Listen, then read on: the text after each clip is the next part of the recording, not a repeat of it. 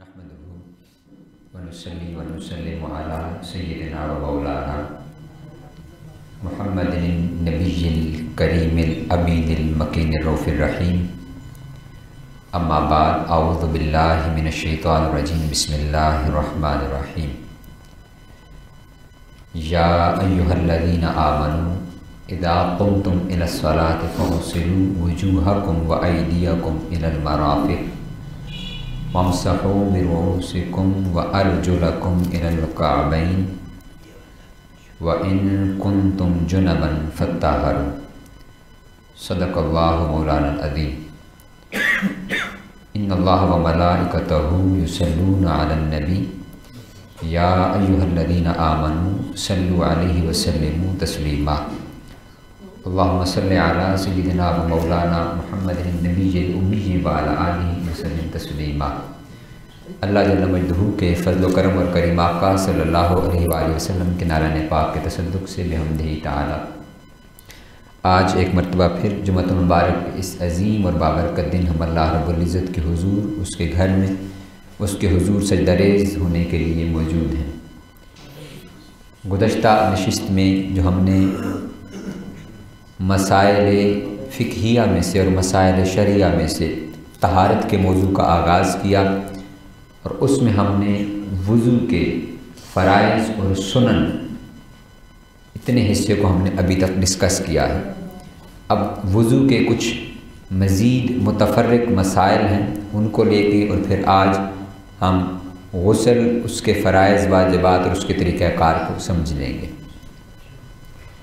तो मैं बराह रास्त इसी तरफ आऊँगा कि जो हमने अभी तक वुज़ू का तरीक़ा सीखा है उसमें हमने वुज़ू के फ़राइज़ जो 4 फ़र्ज़ हैं उसके मुकम्मल चेहरे को धोना, हाथों को कोहनियों समेत धोना, आज चौथाई सर का मसा करना और पाँव को टखनों समेत धोना, ये वुज़ू के फ़राइज़ हैं। और फिर इसके बाद इसकी 15 या 16 सुनन हैं, सुन्नतें जिनको हम कहते हैं।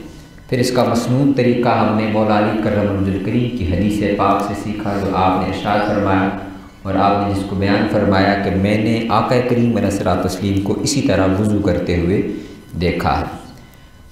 फिर जिन उमूर के लिए वुज़ू करना फ़र्ज़ होता है, वो काम जिनके लिए वुज़ू करना फ़र्ज़ होता है, यानी ये काम वुज़ू के बग़ैर नहीं किए जा सकते। वो सबसे पहले है नमाज़ पढ़ने के लिए, यानी नमाज़ पढ़ने के लिए वुज़ू करना ये फ़र्ज़ है, नमाज बग़ैर वुज़ू के नहीं पढ़ी जा सकती। इसी तरह नमाज जनाज़ा है, तो नमाज जनाज़ा के लिए वुज़ू करना ये फ़र्ज़ है, यानी नमाज जनाज़ा भी बग़ैर वुज़ू के नहीं पढ़ा जा सकता।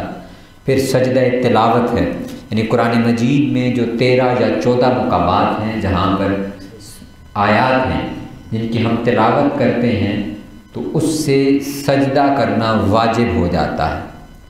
उन आयात की तिलावत करने से या सुनने से, कोई तिलावत कर रहा था और हमने ऊंची आवाज़ में उसको सुन लिया, या टीवी रेडियो पर अगर वो तिलावत लगी हुई हो तो वो आयात मुबारक अगर सुन ली जाएं तो उनके सुनने से सजदा तिलावत वाजिब हो जाता है, इसका अदा करना वाजिब है। उस सजदा तिलावत के लिए भी वुज़ू करना फ़र्ज़ है, यानी वो बग़ैर वुज़ू के उस सजदा तिलावत नहीं किया जा सकता। इसी तरह कुरान मजीद को छूना, कुरान मजीद को छूने के लिए भी वुज़ू करना फ़र्ज़ है, यानी मुसहफ़ की शक्ल में जो किताब की शक्ल में हमारे सामने है इसको बग़ैर वुज़ू के नहीं छुआ जा सकता, इसको छूने के लिए भी वुज़ू करना फ़र्ज़ है। और फिर इसी तरह काबतुल्लाह का तवाफ़ करना, यानी अगर हम अल्लाह रब्बुल इज़्ज़त हमें तौफ़ीक़ अता फ़रमाए और हम पर ये करम फ़रमाए कि हम उसके और उसके हबीब के घर की ज़ियारत के लिए जाएँ इंशाअल्लाह अज़ीज़, तो काबा का तवाफ़ करना। अब एक तवाफ़ होता है जो रुकन है उम्रा का या हज का, और एक है नफली तवाफ़, यानी नमाज वगैरह से फ़रागत के बाद वहाँ पर जो इबादत सबसे ज़्यादा मकबूल है, यानी जो यहाँ पर नहीं की जा सकती, और वो है तवाफ़ काबा। तो नफली तवाफ़ की नीयत करके इंसान तवाफ़ शुरू कर देता है, तो उसके लिए भी वुज़ू फ़र्ज़ है, यानी बग़ैर वुज़ू के वो तवाफ़ भी नहीं किया जा सकता। अब इसके बाद सवाल है कि क्या हर नमाज के लिए नया वुज़ू करना चाहिए या एक ही वुज़ू के साथ मुतअद्दद नमाज़ें पढ़ी जा सकती हैं? تو یاد رکھیے ایک ہی وضو کے ساتھ متعدد نمازیں پڑھی جا سکتی ہیں، یعنی نواقض وضو توڑنے والی چیزیں ہیں وہ آگے آئیں گی ابھی، اگر ان میں سے کچھ نہ ہوا ہو، وضو ٹوٹا نہیں ہے، وضو برقرار ہے اور ہمیں یقین ہے، شک بھی نہیں ہے کہ ہمارا وضو برقرار ہے، تو ایک ہی وضو کے ساتھ متعدد نمازیں پڑھی جا سکتی ہیں۔ اور اس کا جو ہمیں ثبوت ملتا ہے وہ آقا کریم علیہ الصلوۃ والتسلیم کی احادیث مبارکہ سے ہے کہ آقا کریم علیہ الصلوۃ والتسلیم نے ایک ہی وضو کیا، پھر آپ نے نماز عصر ادا کی اور پھر اس کے بعد نماز مغرب ادا کی۔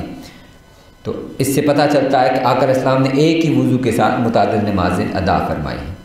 پھر مصنوعی دانت جب اگر لگوائے ہوئے ہوں یا سونے کا دانت لگا ہوا ہو تو اس صورت میں کیا وضو کرنے کا طریقہ کار کیا ہوگا؟ تو یاد رکھیے کچھ دانت لگتے ہیں جو مصنوعی یا سونے کے تو وہ فکسڈ ہوتے ہیں، وہ اتارے نہیں جا سکتے، جیسے فلنگز وغیرہ بعض اوقات ہوئی ہوتی ہیں، روٹ کنالز ہوتے ہیں اور بعض اوقات فکسڈ لگتے ہیں دانت۔ اگر تو وہ صورتحال ہے تو پھر فقط ان دانتوں تک اور ان مسوڑوں تک پانی پہنچانا یہ لازم ہے جب انسان کلی کرتا ہے۔ اور اگر وہ دانت اتارے جا سکتے ہیں، جیسے ہم دیکھتے ہیں کہ بزرگوں کے بعض اوقات، تو ان کو نکال کے الگ سے دھونا اور منہ کے اندر کلی ڈال کے جتنے حصے تک پانی پہنچایا جا سکتا ہے وہ پانی پہنچانا لازم اور ضروری ہے۔ اور غسل کے اندر کیونکہ پھر فرض ہے یہ چیز کلی کرنا، تو اس لیے ان دانتوں کو باہر نکال کے الگ سے دھونا اور منہ کے اندر تمام حصوں تک پانی پہنچانا یہ لازم اور فرض ہے۔ پھر بڑے ہوئے ناخنوں کے ساتھ وضو کا کیا صورتحال ہوگی کہ ناخن بعض اوقات بڑھ جاتے ہیں اور کچھ احباب کے زیادہ بڑھ جاتے ہیں، تو یاد رکھیے کہ یہ اس کو ناپسند کیا گیا ہے بڑے ناخنوں کو۔ آقا علیہ السلام کی جو سنت مبارکہ ہے وہ یہ ہے کہ ہر جمعۃ المبارک کو آپ اپنے ناخن مبارک تراشا کرتے تھے، تو ناخن جو ہیں وہ بڑے ہوئے نہ ہوں کہ ان کے اندر میل کچیل جمع ہو جاتی ہے، یہ صحت کے لیے بھی مضر ہے، مضر صحت ہے یہ ناخنوں کا بڑا ہوا ہونا۔ اگر ناخن اتنے بڑے ہوئے ہوں کہ یہ جو نیچے جلد کا حصہ ہے جو اس وقت نظر آ رہا ہے یہ سامنے، یہاں تک پانی نہ پہنچ سکے تو پھر ان کا کاٹنا وہ فرض ہو جائے گا، واجب ہے، کیونکہ وضو کا پانی اگر یہاں تک نہیں پہنچ رہا، جلد تک نہیں پہنچ رہا تو پھر وضو ہی نہیں ہوگا۔ جو ناخن جب کٹے ہوئے ہوتے ہیں تو یہ جو جتنا حصہ جڑا ہوا ہے نا جلد کے ساتھ، تو وہ پھر اسی کا حصہ بن جاتا ہے، تو وہاں تک پانی پہنچانا پھر لازم نہیں ہے، وہ باہر سکن تک جہاں تک پانی پہنچ سکتا ہے وہاں تک پانی پہنچانا ہوتا ہے۔ لیکن اگر ناخن بڑے ہوئے ہیں تو وہ اضافی ہیں، وہ سکن کے ساتھ جڑے ہوئے نہیں ہیں، تو اس لیے پھر نیچے سکن تک جلد تک پانی پہنچانا یہ لازم ہے، ضروری ہے۔ پھر اسی طرح سوال ہے جی کہ اگر مہندی لگی ہوئی ہو ناخنوں پر تو اس سے وضو ہو جاتا ہے، اور نیل پالش لگی ہوئی ہو تو اس سے وضو نہیں ہوتا۔ تو یاد رکھیے کہ جو پانی پہنچانا ہے اس پر میں نے گزشتہ نشست میں عرض کیا تھا کہ یہ فرض ہے، یہ کیا ہے؟ فرض ہے۔ تو مہندی جو لگی ہوئی ہوتی ہے وہ الگ تہ نہیں جمی ہوئی ہوتی، بلکہ وہ مہندی کا رنگ لگا ہوا ہوتا ہے وہ ناخن کے اوپر، یعنی ناخن کے اوپر الگ سے کوئی تہ نہیں جمی ہوئی بلکہ اسی ناخن کا رنگ تبدیل ہوا ہے مہندی لگانے کی وجہ سے۔ جبکہ نیل پالش کے اندر یہ ہے کہ نیل پالش الگ سے اوپر چپکی ہوئی ہوتی ہے، جس کو آپ ریموو کر سکتے ہیں، کھرچ سکتے ہیں، ہٹا سکتے ہیں، یا نیل پالش ریموور لیکوڈز آج کل اویلیبل ہیں وہ یوز کرتے ہوئے وہ ہٹائی جا سکتی ہے، تو وہ الگ طے ہوتی ہے، اس کی وجہ سے ناخن تک پانی نہیں پہنچتا، اور ناخن تک پانی نہ پہنچنے کی وجہ سے وہ وضو کامل نہیں ہوتا، مکمل نہیں ہوتا۔ اس لیے ضروری ہے کہ نیل پالش لگی ہوئی ہو تو اس پالش کو ہٹایا جائے، اور مہندی کیونکہ وہ الگ تہ نہیں ہوتی، وہ اسی ناخن کا رنگ تبدیل ہوا ہے تو اس کی وجہ سے ناخن تک پانی پہنچ جاتا ہے، ناخنوں کو پانی لگ جاتا ہے، تو اس وجہ سے مہندی سے وضو ہو جاتا ہے۔ پھر بے وضو قرآن پاک کو چھونا، اس کی بات میں نے عرض کر دی۔ اب سوال ہے کہ مسواک کا، کہ آقا کریم علیہ الصلوۃ والتسلیم نے اس کا کیونکہ حکم ارشاد فرمایا ہے کہ یہ لازم ہے، بلکہ یوں ارشاد فرمایا کہ اگر میری امت پر یہ بوجھ نہ ہوتا تو میں ہر نماز کے ساتھ اور ہر وضو کے ساتھ اس کو لازم قرار دیتا، مسواک کرنا۔ میں نے گزشتہ نشست میں بھی بات کی تھی کہ اس کی اہمیت کو سمجھیں، اہمیت کو، یعنی دانت صاف کرنے کی اہمیت کو سمجھیں، یہ بہت زیادہ ضروری ہے، اس میں سستی نہ کیا کریں۔ اب سوال یہ ہے کہ مسواک اگر نہیں ہے، ہم آج کل کے دور کے اندر ٹوتھ پیسٹ یوز کرتے ہیں، منجن یوز کرتے ہیں، پاؤڈرز وغیرہ ہیں یوز کرتے ہیں، تو ان کی کیا شرعی حیثیت ہے؟ تو یاد رکھیے کہ یہ بھی مسنون ہے، یہ بھی کیا ہے؟ مسنون ہے، یہ بھی مسواک کے ہی قائم مقام ہے، کیونکہ مقصود دانت صاف کرنا ہے۔ مقصود کیا ہے؟ مسواک کا دانت صاف کرنا ہے۔ وہ کامل سنت ہو جاتی ہے اگر ہم مسواک استعمال کرتے ہیں سنت کی نیت کے ساتھ، تو وہ پھر ایک سنت کی مزید تکمیل ہو جاتی ہے۔ وہ جیسے سونا ہے اور پھر سونے کے اوپر پانی کا مزید رنگ چڑھا دیں، تو سنت یہ ہے کہ دانت صاف کرنا، اور وہ حاصل ہو جاتی ہے اگر ٹوتھ پیسٹ استعمال کرنے سے، پاؤڈر سے یا برش کرنے سے، تو یہ بھی مسنون ہی ہے۔ اور پھر آقا اسلام نے خود اس کے بارے میں ارشاد فرمایا کہ حضرت انس بن مالک رضی اللہ تعالیٰ عنہ سے مروی ہے کہ آقا اسلام نے ارشاد فرمایا کہ یہ جو انگلیاں ہیں یہ مسواک کی ہی مثل ہیں، یعنی اگر ہر وضو کے ساتھ کوئی شخص مسواک نہیں بھی کرتا تو اپنی انگلیوں کے ساتھ دانتوں کو صاف کرے، تو اس سے پتہ چلتا ہے کہ اگر انگلیاں مسواک کا متبادل ہیں تو ہم جو ٹوتھ پیسٹ پراپرلی یوز کر رہے ہیں، استعمال کر رہے ہیں دانتوں کو صاف کرنے کے لیے، تو وہ ٹوتھ پیسٹ بھی اسی کے قائم مقام ہے، اسی کے وہ بھی وہی کام کر رہے ہیں۔ تو اب ٹوتھ پیسٹ استعمال کیا جائے، برش استعمال کرتے ہیں ہم لوگ، کوئی بھی پاؤڈر یوز کرتے ہیں یا منجن وغیرہ استعمال کرتے ہیں دانتوں کو صاف کرنے کے لیے، تو وہ بھی مسنون ہی ہے۔ اور یہ یاد رکھیے کہ میں نے عرض کیا کہ مقصود دانت صاف کرنا ہے، اس کو ضرور اپنا شعار بنائیں، صبح کے وقت شام کے وقت 2 ٹائم میں ضرور کریں۔ 2 ٹائم میں اس لیے عرض کر رہا ہوں کہ آپ یہ دیکھیں کہ آقا کریم علیہ السلام کا اپنا عمل مبارک ہر وضو کے ساتھ مسواک کرنا، اور پھر فرمایا بھی کہ ہر وضو کے ساتھ مسواک کو لازم قرار دیتا اگر یہ بوجھ نہ ہوتا۔ تو اس سے اس بات کی اہمیت کو سمجھ لیں کہ یہ ضروری ہے، کتنا اہم ہے۔ اور انسان کی پھر میں نے جیسے پہلے بھی عرض کیا کہ اس سے آپ کی شخصیت کے اندر نکھار آتا ہے۔ اور ویسے دانت صاف نہ ہو، پیلے دانت رہ کے گھوم رہے ہوں تو کہیں بھی بندہ مسکرا بھی نہیں سکتا اچھے سے، کہ دانت منہ سے بھی بدبو آنی ہے اور دانت بھی پیلے پیلے نظر آنے ہیں، تو پوری شخصیت جو ہے وہ بہت اچھا پہناوا پہن کر بھی سارا اس کے اوپر دھول پڑ جانی ہے اگر دانت پراپرلی صاف نہ ہو تو۔ اب ہے جی نواقض وضو، وضو توڑنے والی چیزیں، وہ کون سی چیزیں ہیں جن کی وجہ سے وضو ٹوٹ جاتا ہے؟ تو سب سے پہلے پاخانہ یا پیشاب کی جگہ سے کسی بھی شے کا نکلنا، یعنی ہم جو قضائے حاجت کرتے ہیں اس سے وضو ٹوٹ جاتا ہے۔ پھر اسی طرح وہاں سے اگر ریح یا ہوا خارج ہوتی ہے تو اس سے بھی وضو ٹوٹ جاتا ہے۔ پھر جسم کے اندر کسی جگہ سے بھی خون یا پیپ نکل کر مخرج سے بہہ جانا۔ مخرج کا معنی یہ ہے کہ سکن ہے، یہاں سے ہم جیسے پرک کرتے ہیں، سوئی لگاتے ہیں، تو وہاں سے اگر خون نکلا ہے اور اسی جگہ پر بہا نہیں ہے، جم گیا ہے، تو اس سے وضو نہیں ٹوٹتا، لیکن اگر اپنی جگہ سے بہہ جائے گا تو پھر اس سے وضو ٹوٹ جاتا ہے۔ پیپ ہے، گندا پانی ہے، خون ہے، اس سے وضو ٹوٹ جاتا ہے۔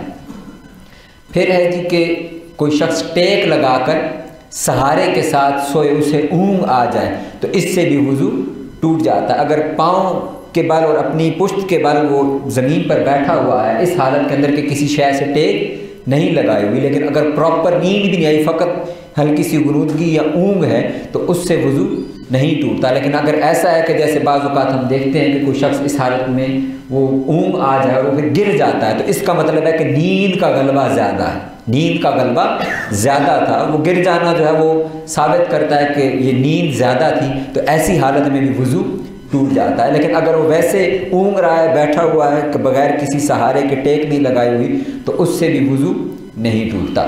پھر اسی طرح منہ بھر کے قے آنا، منہ بھر کے قے سے یہ مراد ہوتی ہے کہ اتنی زوردار قے جو روکی نہیں جاتی اور جو کچھ کھایا پیا تھا وہ سارا ہی باہر نکل جائے، تو اس سے بھی وضو ٹوٹ جاتا ہے۔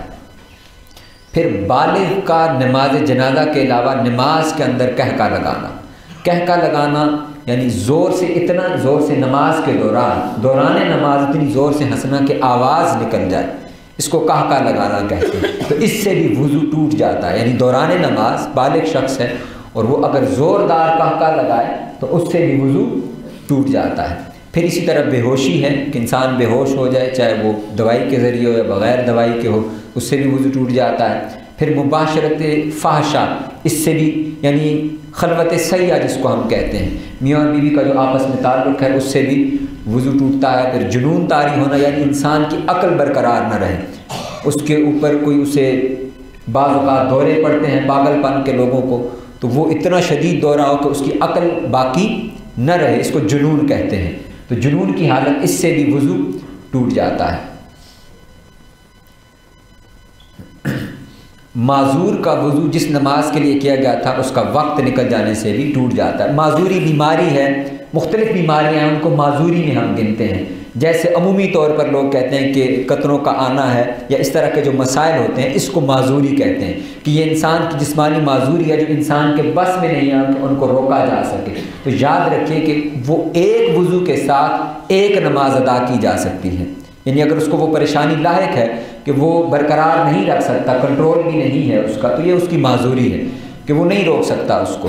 تو اب اس میں کیا ہے کہ وہ ایک وضو کرے اور اس سے وہ نماز ادا کر لے گا۔ اب اگر اس نماز کا اس نے وضو کیا تھا اور ابھی نماز پڑھی ہے یا نہیں پڑھی، لیکن نماز کا وقت گزر گیا ہے، تو اب اس کا وہ وضو ختم ہو گیا ہے، تو نئی نماز کا وقت شروع ہوا ہے، تو اب اس کے لیے وہ نیا وضو کرے گا اور اس سے وہ نماز ادا کرے گا۔ پھر ہے جی کن چیزوں سے وضو نہیں ٹوٹتا؟ کچھ مختلف چیزیں ہیں جو مختلف امور ہیں، جیسے خون کا ظاہر ہونا اور اپنی جگہ سے نہ بہنا، جس کا میں نے ابھی ذکر کیا کہ خون نکل آئے لیکن اپنی جگہ سے بہے نہیں، تو اس سے بھی وضو ٹوٹتا نہیں ہے۔ پھر خون بہے بغیر گوشت کا گر جانا، یعنی انسان کے جسم کے کسی ایسے حصے سے گوشت گر جائے لیکن وہاں سے خون نہ نکلے، تو اس سے بھی وضو نہیں ٹوٹتا۔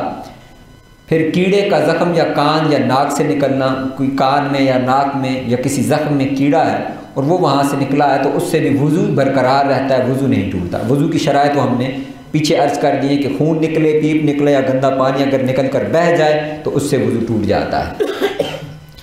انسان اپنے پرائیویٹ پارٹس کو ہاتھ لگاتا ہے تو اس سے بھی وضو نہیں ٹوٹتا۔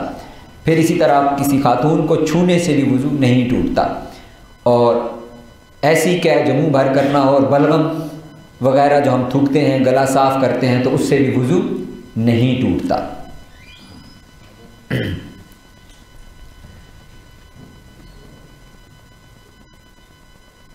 اب کچھ سوالات ہیں، مزید متفرق مسائل ہیں وضو کے حوالے سے، کہ پھولوں کے عرق وغیرہ سے وضو کیا جا سکتا ہے یا نہیں۔ تو یاد رکھیے کہ پھولوں کے عرق وغیرہ سے وضو نہیں کیا جا سکتا۔ وضو طاہر اور مطہر پانی سے ہوتا ہے، یعنی ایسا پانی جو پاک بھی ہے اور پاک کرنے والا بھی ہے، اٹسیلف خود بھی پاک ہے اور پھر پاک کرنے والا ہے، اس سے وضو کیا جاتا ہے۔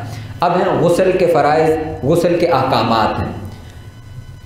غسل کا لغوی معنی دھونے کے ہیں۔ غسل کا لغوی معنی کیا ہے؟ دھونا، اور عرف عام میں یا شریعت کی روح میں ہم اس کو کہتے ہیں کہ نہانا، ایک خاص طریقے کے ساتھ نہانے کو ہم کیا کہتے ہیں؟ غسل کرنا کہتے ہیں، یعنی پورے بدن کے اوپر پانی بہانا۔ قرآن مجید کے اندر اسی کا حکم ہے جو میں نے آیت مبارکہ تلاوت کی ہے، بسم اللہ الرحمن الرحیم، وَإِن كُنتُمْ جُنَبًا فَطَّهَّرُوا، اگر تم حالت جنابت میں ہو تو نہا کر خوب پاک ہو جاؤ۔ یہ اللہ رب العزت کی طرف سے حکم ہے۔ اب غسل کی 3 اقسام ہیں۔ غسل کی کتنی اقسام ہیں؟ 3 اقسام ہیں۔ جو ہم غسل کرتے ہیں اس کی پھر آگے 3 اقسام ہیں، وہ ہے غسل فرض ہے، غسل مسنون ہے، اور تیسرا غسل مستحب ہے۔ یعنی ایک فرض غسل ہے کہ انسان پر فرض ہے کہ وہ غسل کرے، پھر غسل مسنون ہے کہ آقا اسلام کی سنت مبارکہ ہے، کچھ امور کے لیے غسل کرنا، اور کچھ امور ایسے ہیں کہ جن کے لیے غسل کرنا پھر مستحب ہے۔ تو فرض امور جن کے لیے غسل کرنا فرض ہے، ان میں سے سب سے پہلے جنبی کے لیے، یعنی وہ حالت احتلام ہے تو اس کے بعد حالت جنابت کے اندر ہے تو اس پر غسل فرض ہے۔ عورت کا حیض اور نفاس سے فارغ ہونا، یعنی عورت ہے اس کے حیض کے دن مکمل ہو جائیں یا اس کے نفاس کے دن مکمل ہو جائیں تو اب طہارت حاصل کرنے کے لیے اس پر بھی غسل کرنا فرض ہے۔ پھر اسی طرح شہوت کے ساتھ منی کا نکلنا، تو اس سے بھی انسان پر غسل فرض ہو جاتا ہے۔ پھر غسل مسنون ہے۔ آپ کے ذہن میں اگر کوئی بھی کسی بھی جگہ بھی کنفیوژن ہو، ایمبیگوٹی ہو، کوشچن ہو، کیوری ہو، تو آپ پوچھ سکتے ہیں۔ یہ نشست ہم نے اسی لیے رکھی ہے کہ ان مسائل کو ہم ڈسکس کریں۔ آپ کے ذہن میں سوال ہے آپ لکھ کر بھی کہہ سکتے ہیں، اور اگر پوچھنا چاہیں تو آپ پوچھ بھی سکتے ہیں۔ غسل مسنون یعنی وہ امور جن کے لیے سنت مبارکہ ہے کہ غسل کیا جائے، اس میں سے سب سے پہلے ہے جمعہ کی نماز کے لیے، یعنی یہ جو ہم نماز کے لیے آتے ہیں جمعہ کے دن، اس کے لیے غسل کرنا یہ آقا کریم علیہ السلام کی سنت مبارکہ. آقا السلام نے ارشاد فرمایا الغسل یوم الجمعۃ واجب علی کل محتمن، یعنی ہر بالغ پر جمعہ کا غسل یہ لازم ہے. یعنی آپ نے خود اس کا حکم ارشاد فرمایا کہ جمعہ کے دن اس غسل کا اہتمام کرنا. پھر عیدین کی نماز کے لیے یہ بھی آقا السلام کی سنت مبارکہ ہے. حج یا عمرہ کا احرام باندھنے کے لیے وضو کرنا فرض ہے اور غسل کرنا یہ سنت ہے، مسنون ہے. اور پھر حج کرنے والوں کے لیے میدان عرفات کے زوال کے بعد یہ بھی غسل کیا ہے؟ مسنون ہے. یعنی آقا السلام کا اپنے عمل مبارک ہے، سنت مبارکہ ہے. پھر وہ امور جن کے لیے غسل کرنا مستحب ہے، جو آدمی پاکیزگی کی حالت میں مسلمان ہوا ہو، یعنی وہ پاک تھا لیکن حالت جنابت میں نہیں تھا، وہ پاک تھا اور مسلمان ہوا ہے، تو ایسی حالت میں وہ غسل کرنا اس کے لیے مستحب ہے، بہتر ہے کہ وہ دوبارہ غسل کرے. پھر جو بچہ عمر کے اعتبار سے بالغ ہو جائے، یعنی ایک ہے بایولوجیکل طریقہ اس کا کہ یعنی اس کو احتلام ہوا ہے، عمر جتنی بھی اس کی ہے، جتنی بھی عمر ہے، لیکن اگر اسے احتلام ہو گیا ہے تو یہ ایک شرط ہے اس کے بالغ ہونے کی کہ وہ بالغ ہو گیا. لیکن اگر یہ شرط نہ نظر آئے تو جو فقہا نے ایک عمر بتائی ہے 12 سے 15 سال کے درمیان کی، تو 15 سال کی حد ہے. تو 15 سال اگر اس کی عمر ہو گئی ہے تو اب بالغ کو چاہیے کہ وہ کیونکہ اس کی عمر کی حد مکمل ہوئی ہے تو اب بھی وہ غسل کرے، تو یہ مستحب عمل ہے. پھر جو شخص جنون کے عارضہ سے صحت یاب ہوا، جس کا میں نے ابھی ذکر کیا کہ اس کو پاگل پن کے دورے پڑتے ہیں، دماغ اور عقل معاف ہو جاتا ہے، تو اس حالت سے وہ بہتر حالت میں نارملائز ہو جائے، نارمل ہو جائے، تو پھر اس کے لیے بھی غسل کرنا مستحب ہے. پھر جو پچھنے لگوائے جاتے ہیں، یہ جو خون نکلوایا جاتا ہے، جو آج کل بھی یہ ہمارے ہاں بھی یہ طریقہ کار پاکستان میں بھی اب کیونکہ عام ہو رہا ہے، تو اس کو عرف عام میں پچھنے لگوانا کہتے ہیں. اس کے لیے ایک لفظ استعمال ہوتا ہے، وہ ابھی مجھے مستحضر نہیں ہے، جو آج کل مشہور ہے، کافی سارے لوگ ایڈز اس کے چلتے رہتے ہیں. جی حجامہ جو کرواتے ہیں، تو اس کو فقہ میں اس کو پچھنے لگوانا کہتے ہیں. یعنی کٹس لگتے ہیں جسم کے مختلف حصوں پر اور وہاں سے وہ خون نکالتے ہیں، زائد اور فاسد خون نکالتے ہیں، اس سے علاج کرتے ہیں. تو وہ کہتے ہیں کہ نشتر لگوانے کے بعد جو گندا خون نکلتا ہے، اس کے بعد بھی گو کہ صرف وضو اس پر فرض ہوا ہے، لیکن وہ اگر غسل کر لے تو یہ بھی مستحب عمل ہے. پھر میت کو غسل دینے کے بعد، مردہ ہے اس کو غسل دیا ہے، جو کچھ احباب اس کو غسل دیتے ہیں، تو ان کے لیے بھی بہتر ہے، مستحب ہے کہ وہ کیا کریں، وہ غسل کر لیں. پھر شب برات میں عبادت کے لیے، لیلۃ القدر میں عبادت کے لیے، مکہ مکرمہ میں داخل ہونے کے لیے، مدینہ طیبہ میں داخل ہونے کے لیے، قربانی کے دن مزدلفہ میں ٹھہرنے کے لیے، طواف زیارت کرنے کے لیے، اور سورج گرہن کی نماز کے لیے، نماز استسقاء کی ادائیگی کے لیے، خوف کے وقت اور دن میں سخت اندھیرے کے وقت. اگر دن کا اجالا ہے لیکن اگر اندھیرا سخت چھا جائے، یہ ہمارے ہاں تو رواج ہے نا کہ ہم کالے بادل دیکھتے ہیں تو اس میں اکثر خوشی کا پہلو ہوتا ہے کہ بارش برسنی ہے. آقا کریم علیہ السلام کا جو عمل مبارک ہے وہ یہ ہے کہ آپ جب بھی بادل دیکھتے تو آپ کثرت کے ساتھ استغفار فرماتے. اب اس کی وجہ بھی میں عرض کر دیتا ہوں. اس کی وجہ کیا ہے کہ قوم عاد، حضرت ہود علیہ السلام کی جو قوم تھی، ان پر جو عذاب آیا وہ بارش کا عذاب تھا. ان کو کچھ وقت دیا گیا اور اس کے بعد کسی شخص کو بھیجا گیا، ان کا قحط پڑ گیا اور پھر بارش نہیں ہو رہی تھی، تو انہوں نے کسی شخص کو ان کو نشانی کے طور پر کہا گیا کہ جائیں وہاں پر، ان کو بادل نظر آئیں گے، ان میں سے پھر وہ جو بھی بادل منتخب کریں گے تو اس حساب سے ان کا فیصلہ ہوگا. تو انہوں نے اپنا نمائندہ بھیجا، ان کو خاص جگہ پر بادل نظر آئے، تو 3 بادل تھے، سرخ، سفید اور سیاہ بادل. اس نے سیاہ بادل کو چن لیا کہ اس میں بارش زیادہ ہوتی ہے، پانی زیادہ ہوتا ہے، تو قحط تھا، وہ اللہ کی طرف سے ان پر عذاب تھا. تو یہ آقا علیہ السلام کا عمل مبارک ہے کہ جب بھی آپ سیاہ بادل چھا جاتے، گھٹا سیاہ چھا جاتی، تو آپ کثرت کے ساتھ استغفار پڑھنا شروع کر دیتے کہ یہ اللہ کے عذاب بھی ہو سکتا ہے. ہم پر نہیں ہوتا تو اللہ نے کہا ہے کہ ما کان اللہ لیعذبہم وانت فیہم، محبوب آپ جب تک ان کے اندر ہیں تب تک میں ان کو عذاب نہیں دوں گا. تو ہمیں تو آقا علیہ السلام کی رحمت نے محفوظ کر رکھا ہے، ہم تو حضور کی رحمت کی وجہ سے محفوظ ہیں کہ محبوب آپ موجود ہیں. یہ مکہ کے جو کافر مشرک تھے نا، وہ کہا کرتے تھے کہ آپ جو کہتے ہیں اور ہمیں یہ سناتے ہیں قرآن کے اندر کہ اللہ عذاب نازل کرتا ہے، عذاب نازل کرتا ہے، تو اس کا عذاب آتا کیوں نہیں ہے؟ اس کا عذاب آتا کیوں نہیں ہے؟ تو اللہ رب العزت نے فرمایا محبوب ان کو بتا دے ما کان اللہ لیعذبہم وانت فیہم، اللہ ایسا نہیں ہے کہ آپ ان کے اندر موجود ہو اور اللہ ان کو عذاب دے۔ محبوب آپ نہ ہوتے تو پھر میں ان کو بتاتا کہ میرا عذاب کیسا آتا ہے۔ اس کی صرف وعیدیں پھر قرآن میں سنا دی ہیں کہ یہ صرف میرے محبوب کی رحمت ہے کہ اس نے تم سے عذاب ٹال رکھے ہیں۔ تو آقا کریم علیہ السلام پر کثرت کے ساتھ پھر اسی طرح یہ سنتیں بھی اسی لیے ہیں کہ حضور کو یاد رکھا جائے اور کثرت سے پھر درود و سلام بھی پڑھا جائے۔ اس کے بعد غسل کے فرض ہونے کی صورتیں ہیں کہ غسل فرض کب کب ہوتا ہے۔ اب وقت مکمل ہو چکا ہے، انشاءاللہ اگلی نشست میں پھر ہم یہیں سے آغاز کریں گے۔ اللہ رب العزت سے دعا ہے کہ جو ہم نے بیان کیا اس کو صحیح طور پر سمجھنے کی توفیق عطا فرمائے، اس پر صحیح طور پر عمل کرنے کی توفیق عطا فرمائے۔ وما علیہ الا البلاغ۔